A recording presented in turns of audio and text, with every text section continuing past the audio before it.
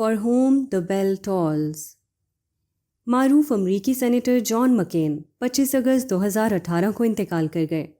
एक अमरीकी सेनेटर का इंतकाल कोई ऐसी बात नहीं जिस पर एक मजमून लिखा जाए। मजमून की वजह तसनीफ़ वो डॉक्यूमेंट्री है जो जॉन मकेन के इंतकाल से कबल उनकी ज़िंदगी पर बनाई गई। पिछले साल जॉन मकेन को ब्रेन ट्यूमर की तशख़ीस हुई थी, जिसके बाद उनकी ज़िंदगी पर एक डॉक्यूमेंट्री बनाई गई थी जिसका उन्वान था for home the bell tolls. इस साल मई में ये डॉक्यूमेंट्री मंजर आम पर आई और इस पर मारूफ सहाफ़ी रऊफ़ क्लासरा साहब ने एक मजमून भी लिखा था। ये मजमून हमारी सियासी अक़दार का एक नौयत से नौहा भी था कि किस तरह दुनिया भर के सियासतदान अखलाकियात का पास करते हैं और हमारे सियासतदान किस तरह इसको पामाल करते हैं। ये डॉक्यूमेंट्री इस काबिल है कि इसे देखा जाए और सीखा जाए कि उसूलों के मुताबिक सियासत करना किसे कहते हैं। किस तरह कौमी और अवामी खिदमत का जज्बा एक सियासतदान को पार्टी वाबस्तगी से बुलंद कर देता है। किस तरह अखलाकी अक़दार का शऊर अपने मुखालिफिन के ख़िलाफ़ झूठे प्रोपेगेंडे को फैलाने से रोकता और उसकी हिमायत पर मजबूर कर देता है। डॉक्यूमेंट्री के नाम का मफ़हूम।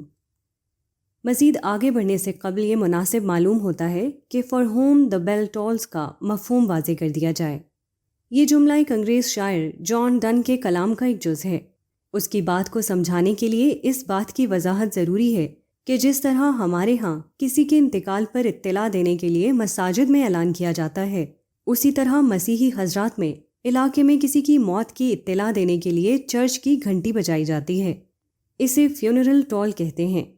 चनाचे शायर ने इस चीज़ को उठाकर इस तरह बयान किया है, each mains death diminishes me, for I am involved in Mankind, therefore send not to know for whom the bell tolls, it tolls for thee। मतलब ये कि हर इंसान की मौत मेरे वजूद को घटाती है कि मैं इंसानियत ही का एक जुज़ हूँ।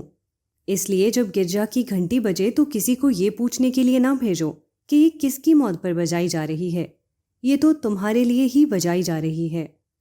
यहाँ से इस जुमले को नोबेल इनाम याफ्ता मुसन्निफ अर्नेस्ट हेमिंगवे ने दिया और दूसरी जंग अज़ीम से कबल स्पेन में जारी खाना जंगी के मौजू पर लिखे जाने वाले अपने मशहूर नावल का नाम बना दिया। स्पेन की खाना जंगी इस एतबार से मगरिब की तारीख में बड़ी अहम है कि ये फाशिज़म की उरूज का ज़माना था और इटली में मसोलिनी का तोती बोल रहा था। चनाचे इस ज़माने में स्पेन में जमहूरियत पसंदों और फाशिस्ट कौम परस्तों के दरमियान एक जंग छिड़ गई। फाशिस्टों को मसोलिनी और हिटलर की भरपूर हिमायत हासिल थी। चुनाचे उनके मुकाबले के लिए तमाम मगरबी दुनिया से रज़ाकार जमहूरियत पसंदों की तरफ से लड़ने के लिए स्पेन पहुँचे।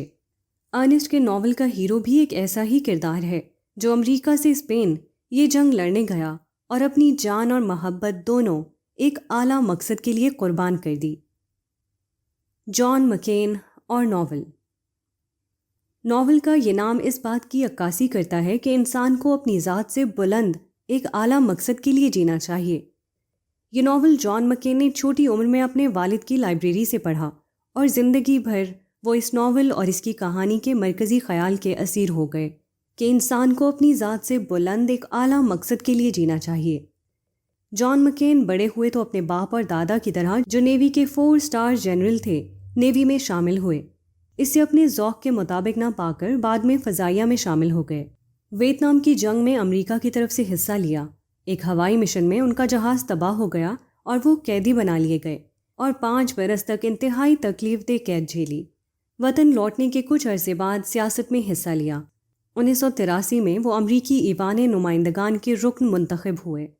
इसके बाद 1987 में सेनेटर मुंतखब हुए और अपनी वफ़ात तक मुसलसल 6 दफ़ा इस मनसब के लिए चुने गए।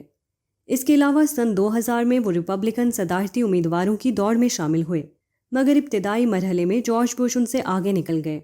ताहम 2008 में वो एक दफ़ा फिर इस दौड़ में शामिल हुए। इस दफ़ा वो बराक ओबामा के मुकाबले में रिपब्लिकन पार्टी के सदारती उम्मीदवार मुंतखब हुए, मगर उनकी बदकिस्मती के सदर बुश अपने 8 बरसों में अमेरिका को इतना बदहाल छोड़कर गए थे कि लोग मज़ीद किसी रिपब्लिकन उम्मीदवार को मौका देने का इरादा नहीं रखते थे। चुनाचे वो सदर ना बन सके। ताहम सन 83 से अपनी वफ़ात तक 35 बरसों में उन्होंने इंतहाई फ़ाल सियासी ज़िंदगी गुजारी। उन्होंने अनगिनत अहम कवानीन की मंजूरी में बुनियादी किरदार अदा किया। اس حوالے سے انہوں نے اپنی پارٹی ریپبلکن کے علاوہ مخالف ڈیموکریٹک پارٹی کے اراکین کے ساتھ مل کر اور پارٹی پالیٹکس سے بالا تر ہو کر اپنی قوم کے مفاد میں اہم اور بنیادی کردار ادا کیا۔ قانون سازی کی اہمیت۔ اہل پاکستان کو یہ بات بڑی عجیب لگے گی کہ اسمبلی کا ایک ممبر عام آدمی کے مفاد کے لیے کوئی قانون بنانے کی جدوجہد کرے اور اس مقصد کے لیے مخالف پارٹی کے حق میں اور اس کے اراکین کے ساتھ مل کر بھی قانون سازی میں حصہ لے۔ دراصل یہ پاکستانی سیاست کا بڑا المیہ ہے کہ ہمارے ملک میں جہاں امریکہ کے برعکس اصلاً پارلیمانی نظام نافذ ہے، پارلیمان کی کوئی حیثیت نہیں۔ بظاہر تو یہ ہوتا ہے کہ وزیر اعظم کا انتخاب پارلیمنٹ کرتی ہے اور وہ اسی پارلیمنٹ کو جواب دہ ہے، ہر قانون پارلیمنٹ میں بنتا ہے، مگر حقیقت یہ ہے کہ یہاں پارٹی کا سربراہ اور وزیر اعظم سب کچھ ہوتا ہے، ہر قانون اسی کی مرضی اور ایما پر بنتا ہے، ارکان اسمبلی کی حیثیت ربر سٹیمپ کی ہے۔ سوال یہ ہے کہ پھر لوگ کیوں ممبر بنتے ہیں؟ تو اس کا جواب یہ ہے کہ یہ کاروبار ہے، کروڑوں خرچ کر کے لوگ اس لیے اسمبلی میں آتے ہیں کہ اسے اربوں میں تبدیل کر سکیں۔ اس معاملے میں وہ اس حد تک جاتے ہیں جس کا ذکر رؤوف کلاسرا صاحب نے اپنے مذکورہ بالا کالم میں کیا تھا کہ صرف 5,000 روپے کے الاؤنس کے لیے ارکان اسمبلی اپنی جعلی حاضریاں لگواتے ہیں۔ ایسے لوگوں سے کسی کردار، امانت اور دیانت کی کیا توقع کی جا سکتی ہے؟ خرابی کا علاج۔ اس تحریر کا مقصد مایوسی پھیلانا یا جمہوریت کے بجائے آمریت کی کسی قسم کی تائید کرنا ہرگز نہیں۔ جمہوریت کا ہر بدل اس سے کہیں زیادہ برے نتائج پیدا کرتا ہے۔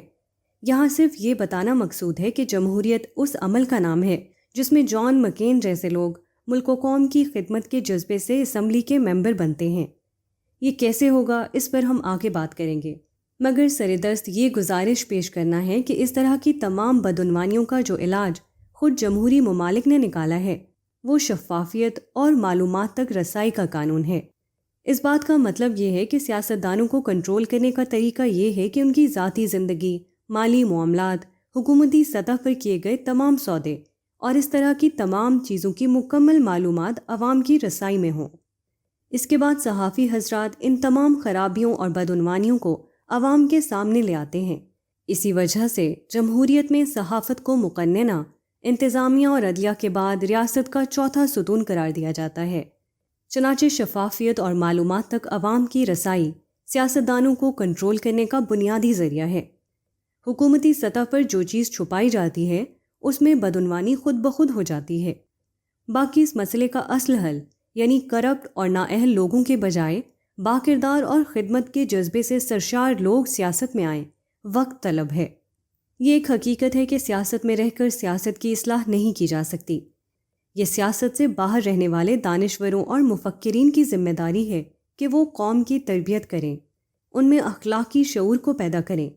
جان مکین کی زندگی میں ایک کتاب نے بنیادی کردار ادا کیا۔ اس کتاب نے ان کو یہ اصول دیا کہ اپنی ذات سے بلند ہو کر کوئی مقصد بنانا چاہیے اور اس کے لیے زندگی لگا دینی چاہیے۔ یہی وہ شعور ہے جو ہمیں آج لوگوں میں پھیلانا ہے۔ آج کے لوگ چاہے اس پکار کو نہ سنیں، اگلی نسل ضرور سنے گی۔ مستقبل میں ایسے لوگ سیاست میں آئیں گے جو ذاتی مفاد کے بجائے اجتماعی مفاد اور اصولوں کے تحت زندگی گزارتے ہیں۔ دوسروں کی موت میں اپنی خبر۔ مضمون کے آخر میں for whom the bell tolls کے ایک دوسرے مفہوم کی طرف توجہ دلانا بھی ضروری ہے۔ انگریز شاعر نے جو بات کہی تھی اس کا ایک مفہوم یہ بھی تھا کہ موت کی اطلاع دینے والی گھنٹی کے بعد یہ جاننے کے لیے کسی کو نہ بھیجو کہ یہ کس کے لیے بجائی گئی ہے، یہ دراصل تمہارے لیے بجائی گئی ہے۔ یہ اس بات کا وہ دوسرا مفہوم ہے جسے سیاست دانوں کو ہی نہیں بلکہ ہر شخص کو سمجھنا چاہیے۔ اس دنیا میں بادشاہ بھی موت سے نہیں بھاگ سکتے، ہر شخص یہاں مرنے کے لیے پیدا ہوتا ہے۔ ایسے میں دوسروں کی موت کی اطلاع پر انسان کو یاد رکھنا چاہیے کہ یہ اس کے لیے ایک وارننگ ہے۔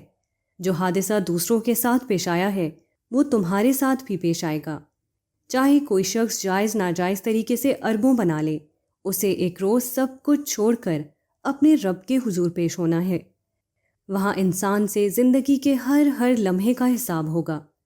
خوش نصیب ہے وہ شخص جو آج زندگی کی مہلت عمل سے فائدہ اٹھا کر آخرت کی تیاری کرے۔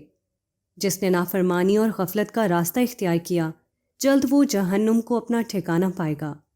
اس لیے کسی کی موت کی اطلاع پر ہمیں یاد رکھنا چاہیے کہ یہ دراصل ہماری موت کی اطلاع ہے جو پیشگی طور پر ہمیں دے دی گئی ہے۔